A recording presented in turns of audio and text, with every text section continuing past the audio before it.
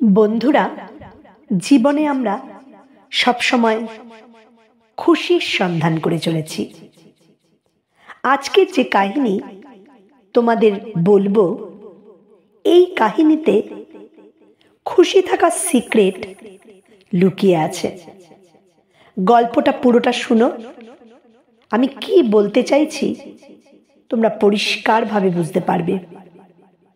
এক গ্রামে এক বয়স্ক ভদ্রমহিলা ছিলেন। তিনি খুব হাসি খুশি এবং বুদ্ধিমতী মহিলা ছিলেন। তার কাছে যে মানুষেরাই আসতো তাদের খুব ভালো লাগতো যে সেই ভদ্রমহিলা সব সময় তাদেরকে খুশি মনে স্বাগত জানাতেন এবং তার কাছে যারাই আসতো তাদেরও মন ভালো হয়ে যেত। এই রকম বিভিন্ন মানুষেরা তার কাছে এসে বিভিন্ন রকমের পরামর্শ নিত।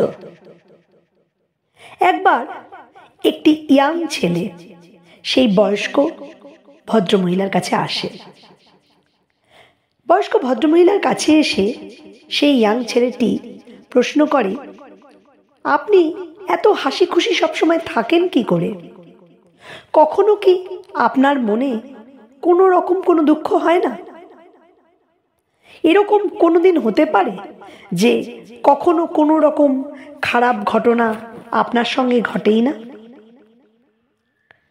এই কথা শোনার পর ভদ্রমহিলা সেই ইয়াং ছেলেটির দিকে তাকিয়ে হাসেন এবং বলেন যে প্রত্যেক মানুষের জীবনেই আপস অ্যান্ড ডাউনস থাকে, কিন্তু সেটা হলো তার পরিস্থিতি, এবং এই পরিস্থিতিতে তোমার ভেতরের মন যেভাবে রিয়্যাক্ট করবে তুমি সেভাবেই তাতে সাড়া দেবে।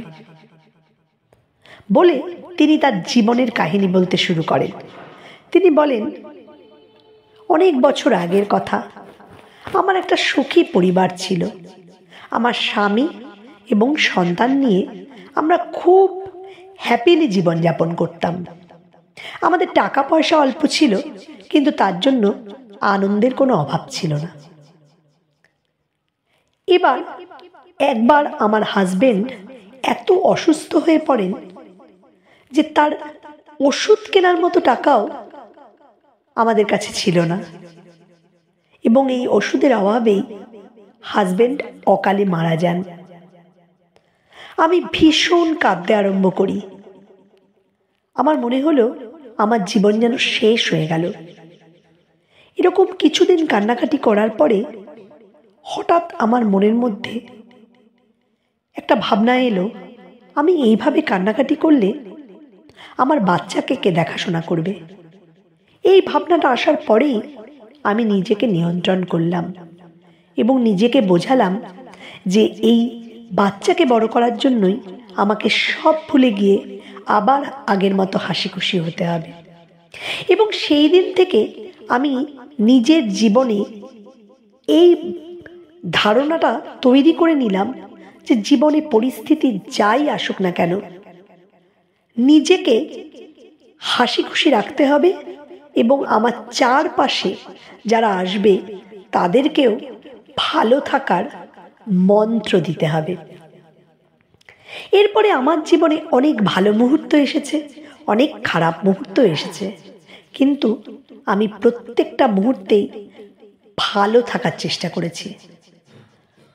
তখন ইয়াং ছেলেটি সেই বয়স্ক ভদ্রমহিলাকে বলেন যে জীবনে প্রত্যেক মুহূর্তে কি ভালো থাকা যায়?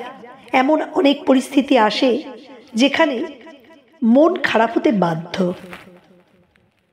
তখন ভদ্রমহিলা হেসে আবার বলেন, হ্যাঁ, জীবনে এমন পরিস্থিতি আসে, কিন্তু সেই সময়